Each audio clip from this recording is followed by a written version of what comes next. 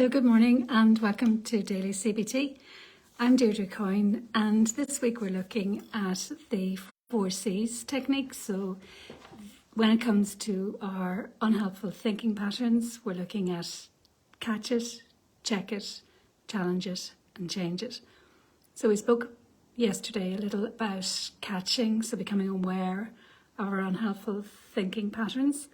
And today we are looking to check it. If you haven't and you would like an exercise sheet to go with this, then I will put the link in later this morning. But for now, what we're doing is we're looking to see, can we check in on our thought patterns? So often in anxious times or in stressful times, our thought process may develop unhelpful patterns. And one example of those in terms of an unhelpful thinking habit, or sometimes called cognitive distortion, is catastrophizing. So if I use that example and maybe walk through a couple of steps that might help to check in with our unhelpful thinking.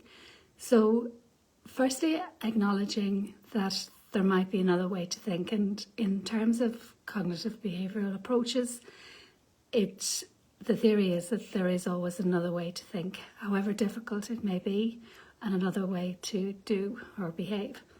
So it's really looking at the options. So is there another way for me to think about this that might be more helpful? Because oftentimes, and probably the second step is to recognise that our thoughts may be escalating. And when we are experiencing anxiety, it does have that effect of making the world smaller, in terms of it starts with a particular thought and then it snowballs.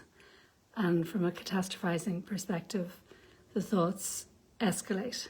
So recognizing that that's what's happening, and then perhaps using a technique such as the stop technique, where we stop and take a breath and just recognize that this is the thoughts process that we're going through. And then it's kind of asking ourselves, is there another way to think about it? So might there be an outcome? There may be a reality to that outcome, but is it likely that what I'm catastrophizing will actually happen? And then from there, it's sort of looking at how we might begin to challenge it. And that's what we will discuss tomorrow. But for now, it's just sort of checking in with what I'm thinking and how I might approach this differently. From there, things that can be helpful are upping our self-care, so becoming aware of the stresses that we're under and what our body needs to nourish it.